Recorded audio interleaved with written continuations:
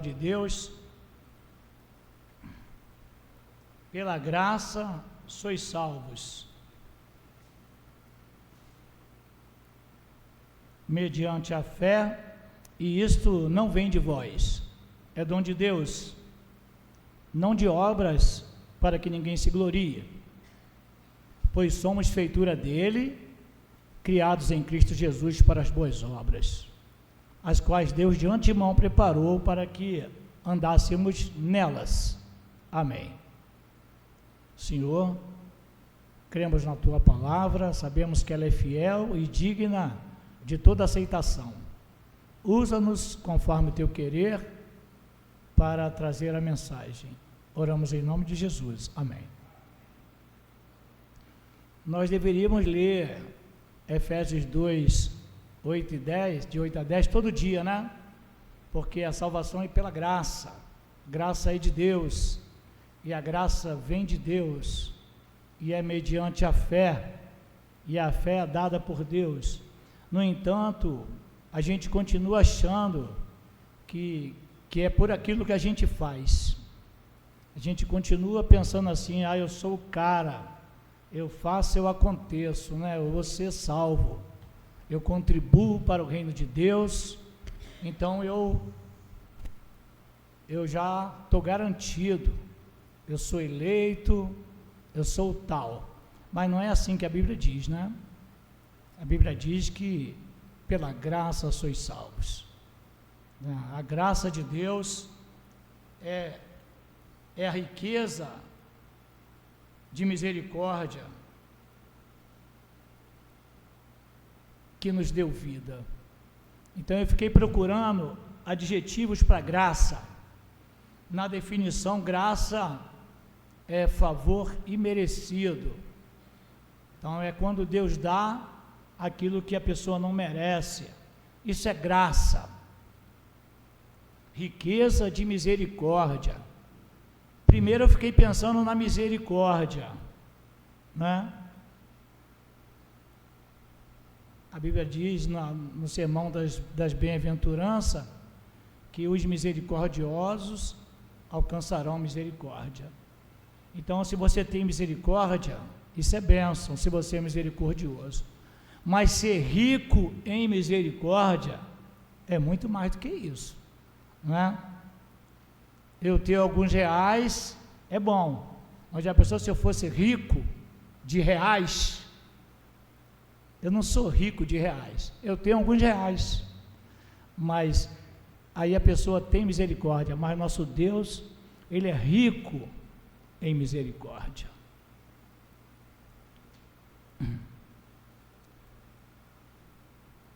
Pela graça sois salvos. Quando alguém é salvo, uma pergunta que aparece nisso aí, nessa afirmativa, é salvo de quê? Né? Salvo da ira de Deus, salvo do inferno, salvo da perdição eterna. Pela graça sois salvos. Então, nós estávamos mortos, Efésios fala isso, em nossos delitos e pecados, e Deus nos vivificou em Cristo Jesus. Eu não sei se você sabe, se você já foi a algum sepultamento, mas morto não faz nada não. Morto não pode fazer nada, né? Ele é carregado, ele é levado. Quando em vida tem alguns desejos, que depois que ele morre, talvez a família vá cumprir esses desejos, né? Então nós estávamos assim, antes de Cristo nos chamar. Eu não sei se você lembra disso, né? Hoje tem um pessoal tão orgulhoso, que não lembra como era lá atrás. Então, pense um pouquinho como você era antes, e Deus transformou sua vida. Deus te deu vida quando você estava morto, você não tinha vida nenhuma, e Deus te restaurou, te fez assentar em lugares celestiais, te trouxe do império das trevas para a sua maravilhosa luz, tirou o seu pé de um charco de lodo e colocou sobre a rocha. Salmo 40. Então, uma das características da graça de Deus ela é irresistível. A graça de Deus é irresistível. Por que é irresistível? Porque quando Deus chama, Deus capacita. Quando Deus chama, Deus dá a fé. E essa pessoa não pode resistir. E eu lembrei de dois personagens, né, que aparecem na palavra de Deus.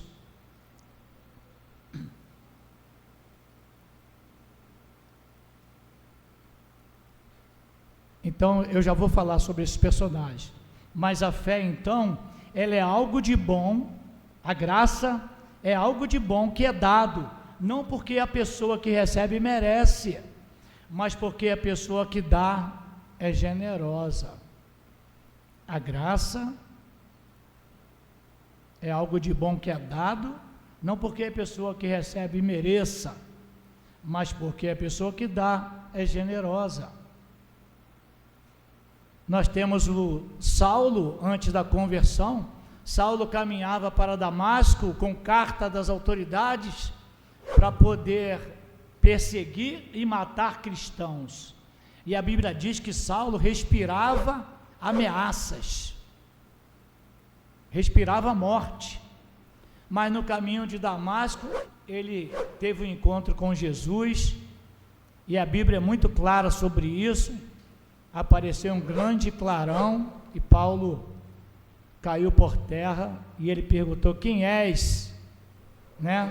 E Jesus falou: Saulo, eu sou Jesus a quem tu persegues. Então os que estavam com Paulo viram o clarão, mas não ouviram a voz, mas não viram nada, e viram aquele clarão, mas não sabia do que se tratava. E Paulo fica cego por 3 dias, Saulo, né? E ele fala: vá até a rua direita, para a casa de Simão. E Deus fala com Ananias e manda Ananias até lá. E Ananias ora por Paulo e ele recobra a visão. E o Senhor falou: Paulo, você vai ser para mim um vaso escolhido, e eu vou mostrar para você o quanto você vai padecer pelo meu nome. E quando Deus falou com Ananias, Ananias falou: Senhor, Deus falou: Ananias, vai até a casa de Saulo, vai até a casa de Judas, lá você vai encontrar Saulo e você vai orar por ele. E Ananias falou: Senhor, esse homem é perigoso, todo mundo ouve falar que ele está matando cristãos. Mas o Senhor falou: pode ir, Ananias, vai, que esse é para mim um vaso escolhido. Então veja, Saulo não tinha o desejo de ser convertido, Saulo não queria ser crente. Então não depende da nossa vontade, depende do querer de Deus. Jonas recebeu um mandado de pregar em Nínive, e Jonas falou: eu não vou. Pegou um barco, uma embarcação, para fugir da presença de Deus, e ele não foi para Nínive, né? Ele pegou uma embarcação com outro destino, mas veja, no fim das contas ele acabou indo para Nínive, e aqueles homens se converteram através da mensagem de Jonas, e eram homens cruéis, eram inimigos de Jonas, e Jonas falou: eu sabia, Senhor, que se eu viesse pregar aqui, o Senhor ia converter eles. Por isso que Jonas não queria ir lá. Mas veja o mistério de Deus. Naquela cidade converteu todos os homens, e o rei pediu que até todos os animais se cobrissem de saco e de cinza. O rei se cobriu de saco e de cinza. Eles não estavam querendo se converter, mas foi a graça irresistível de Deus que tocou no coração daqueles homens e converteu a nação de Nínive. Então, nos 5 pontos de calvinismo, quem é presbiteriano conhece, a TULIP, né, que é uma sigla que está em inglês, onde T é depravação total, onde o U é eleição incondicional, onde o L é expiação limitada, onde o I é a irresistível graça de Deus, e o P é perseverança dos santos.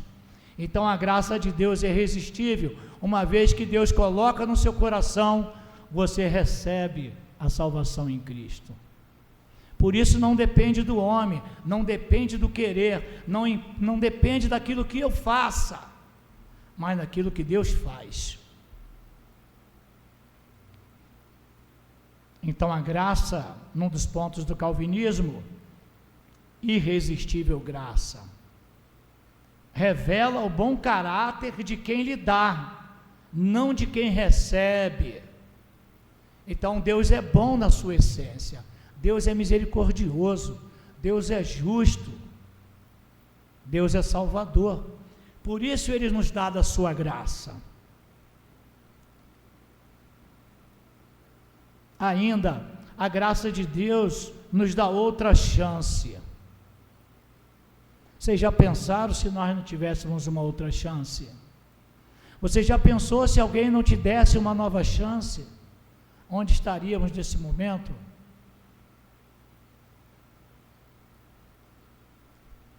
A graça de Deus nos liberta.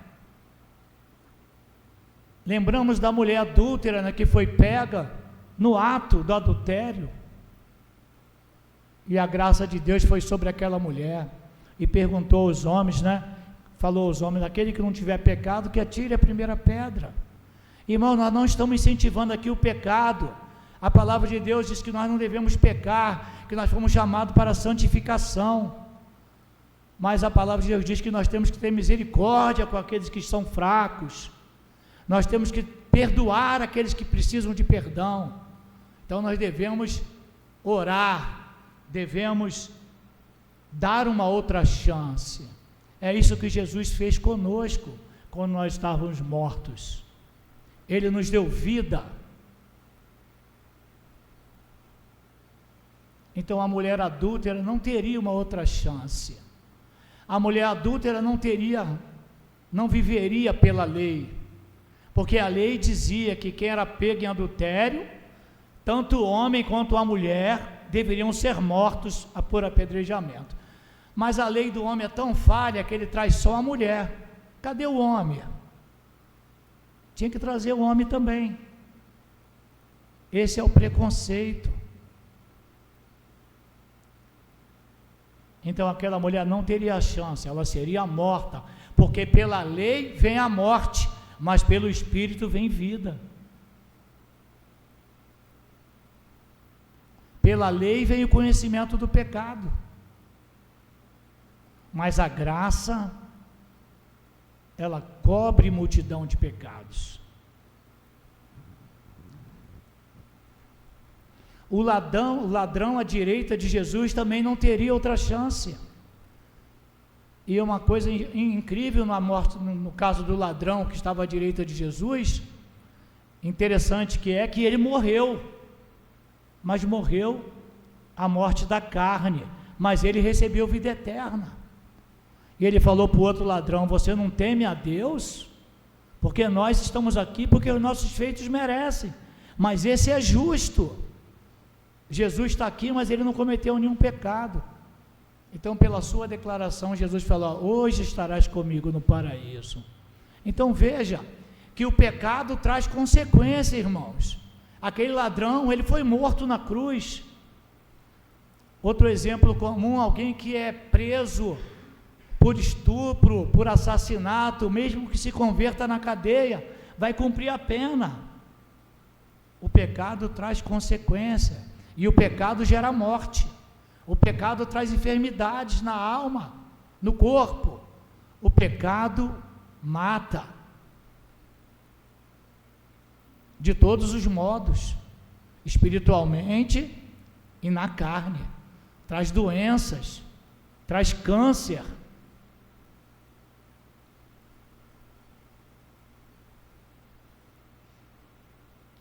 Então a graça de Deus nos dá nova chance. Se Deus nos perdoa, como podemos não perdoar o nosso próximo que falhou?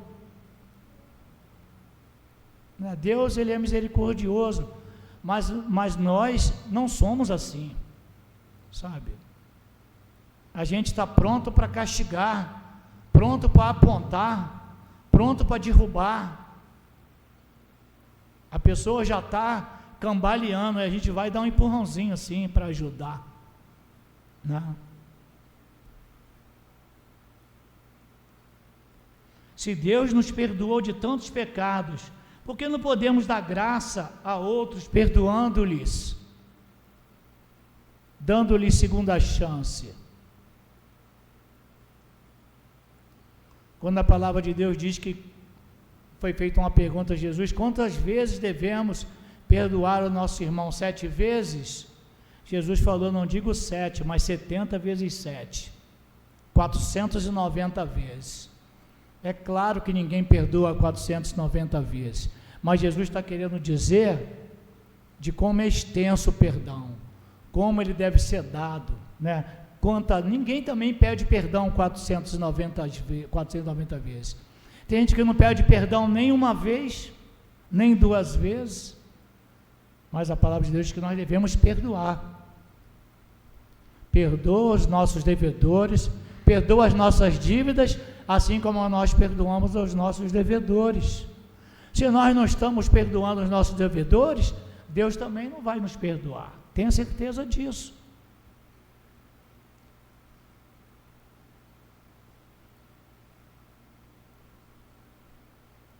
Então, ao invés de exigir castigo, devemos liberar perdão.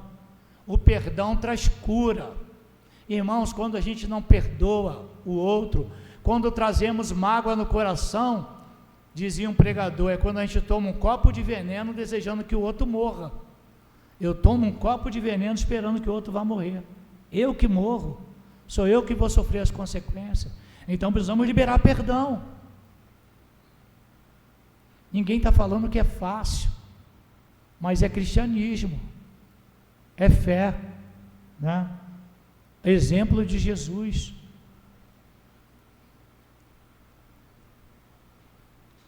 Pela graça sois salvos. A graça nos salva, mas o meio é a fé. Mediante a fé, o meio para chegar à salvação é fé. Fé em Cristo, fé em Jesus Cristo, fé no sacrifício de Cristo na cruz do Calvário. Hebreus 11:6. Sem fé é impossível agradar a Deus. Eu não sei se está alto demais o som, aí os irmãos aí no som, vocês estão com a mão aí no botão, né? Sem fé é impossível agradar a Deus. Hebreus 11:6. Porque é necessário que aquele que crê em Deus se aproxime de Deus. Quem se aproxima de Deus é porque crê que Ele exista. Então é isso que a Bíblia diz: sem fé é impossível agradar a Deus. Por que Deus se agradou do sacrifício de Abel e não se agradou de Caim? Porque Abel ofereceu com fé, só por isso. Abel fez com fé. A palavra de Deus diz: creu Abraão e isto lhe foi imputado por justiça. Então Abraão é o pai da fé. Ninguém jamais teve fé como Abraão e nem vai ter. Quando o Senhor falou para Abraão: sai da tua terra, lá em Gênesis 12, para uma terra que eu te mostrarei. Abraão não perguntou: que terra é essa, Senhor? Onde é? Ele ajuntou suas coisas e saiu. Quando Deus falou com Abraão: pega o teu único filho Isaque e sacrifica lá no monte, Abraão fez isso, pegou o seu filho e estava a ponto de sacrificá-lo. Quando ele levantou o cutelo para sacrificar, para imolar, um anjo bradou do céu e falou: Abraão, não faça isso. Mas não foi porque Abraão levou o seu filho, foi porque Abraão creu em Deus. Abraão pensava assim, Hebreus 11:19 está escrito isso: ora, se Deus falou que eu vou ser pai de uma grande nação, como Ele está pedindo para eu sacrificar o meu único filho Isaque? Que descendência vai acontecer se Isaque morrer? Então ele pensou: Deus é poderoso para ressuscitar Isaque, então se eu sacrificar Isaque, Deus vai ressuscitá-lo, eu creio nisso. Então creu Abraão e isso lhe foi imputado por justiça. Então a justiça veio da fé. A justiça não vem de obras.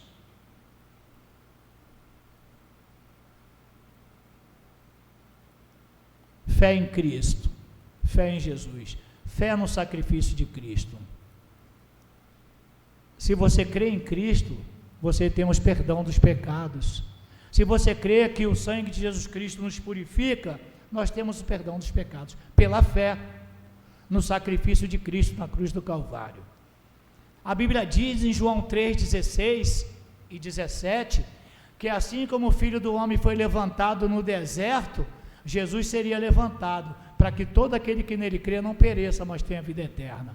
Então, quando o povo israelita, por blasfemar contra Deus, o Senhor mandou a serpente venenosa, que morderam o povo, e muito povo morreu naquela época, e Moisés intercedeu pelo povo, e o Senhor falou para Moisés: faz uma serpente de metal, coloca numa haste, que todo que olhar para a serpente viverá. Isso era um sinal que Jesus seria levantado na cruz do Calvário, e que todo que olhasse para Jesus viveria. Nós sabemos que muita gente não olhou para aquela serpente de metal no deserto, falou: eu fui mordido por uma serpente venenosa, e eu olhar para essa serpente aí vai me salvar? Claro que não. Então é fé. Quem olhou foi salvo.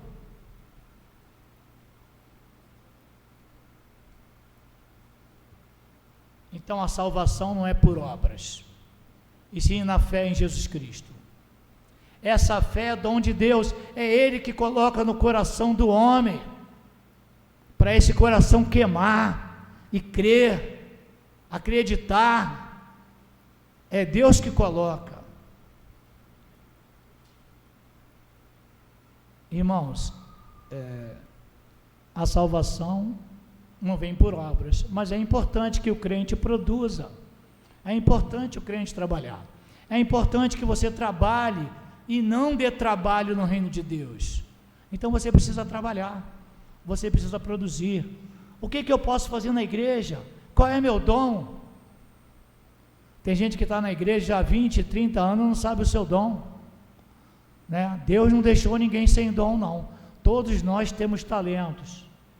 Como na parábola, um tem 5, outro tem 10, outro tem 20, outro tem 1, outro tem, mas todos têm.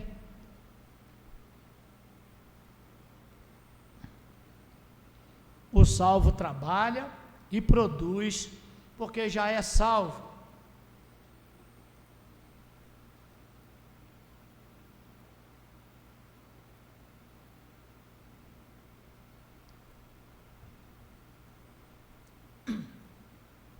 Trabalha e produz porque já é salvo. Ele não trabalha para alcançar graça. Veja a diferença. Eu não faço nada para alcançar de Deus algo. Não, eu faço porque eu já alcancei, né? Eu sou constrangido a servir a Deus, e tudo que eu faço não dá para compensar aquilo que Deus fez por mim, né? Tudo aquilo que a gente faz, Paulo diz que depois de ter feito tudo, ele se considera como servo inútil, porque fez apenas aquilo que lhe foi mandado. E nós sabemos como Paulo trabalhou. O apóstolo Paulo escreveu 13 cartas no Novo Testamento, e pregou aos gentios no seu povo, foi missionário, fez 3 viagens missionárias, e ele disse que não fez nada, fez só aquilo que tinha sido mandado, e se considerava servo inútil. Se a obra ou o nosso esforço pudesse nos salvar, a obra de Jesus na cruz seria debalde, em vão. Por isso, cremos que o sangue de Jesus Cristo nos liberta de todo pecado. 1 João 1, de 7 a 9. Poderia colocar, por favor?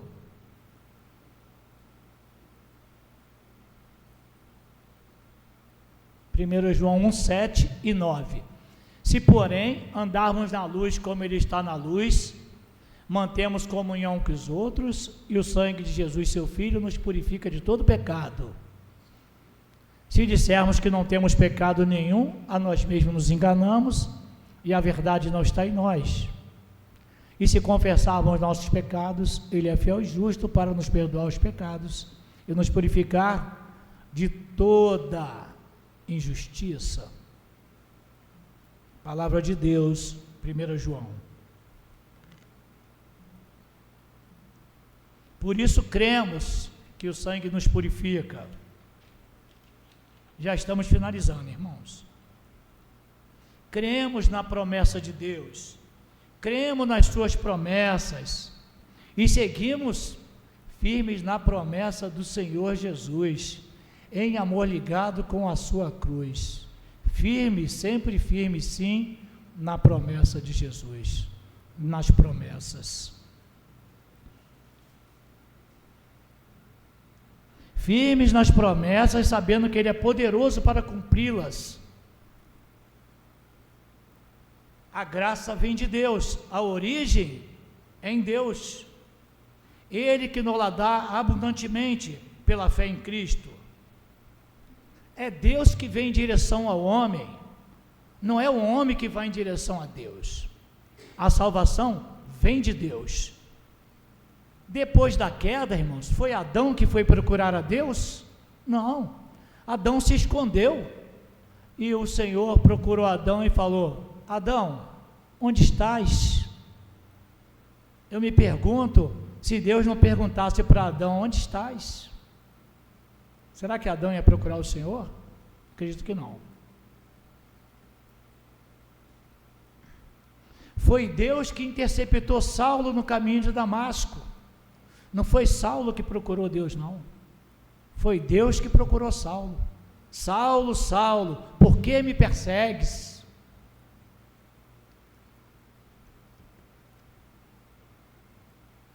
Foi Deus que enviou Jesus na cruz do Calvário. Então a salvação é do alto para baixo, vem de Deus para o homem. Nenhum esforço do homem dá para chegar até Deus, né? Nem religião, né? A religião não leva o homem até a Deus, né? As igrejas não levam o homem até a Deus.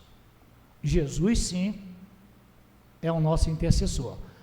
Por isso, irmãos, que a igreja genuinamente evangélica, ela não coloca nenhum intermediário a não ser Jesus, porque a palavra de Deus diz que não há nenhum outro mediador entre Deus e o homem, a não ser Jesus Cristo. No entanto, aparecem outros, aparece Papai Noel, aparece São Jorge, aparece Virgem Maria, aparece tantos outros, São José, pessoas dignas e que trabalharam na obra de Deus e que são exemplo de fé, mas não são intermediários, né? Maria, bendita, que Deus escolheu para ser a mãe de Jesus, né? Mulher admirável, e que louvou o Senhor, falou: minha alma engrandece ao Senhor, e meu espírito se alegra em ti, meu Salvador. Foi Maria que disse isso. Não devemos denigrir Maria, mas Maria não é intercessora. Irmãos, não estou aqui querendo atacar diretamente nenhuma religião ou igreja ou denominação, mas quero dizer que Jesus, Ele é um intercessor, Ele é o justo. Não houve ninguém sem pecado, apenas Jesus. Foi Ele que morreu na cruz e derramou o seu precioso sangue para salvar você e a mim, para nos salvar.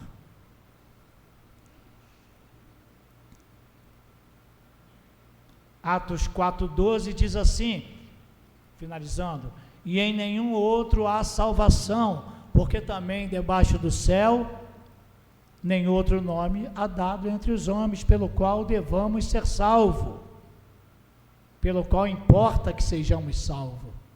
Jesus é o nome que devemos confiar.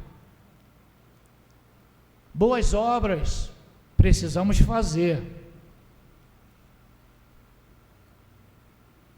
Tiago 4,17 diz: aquele que sabe o bem, mas não pratica, peca.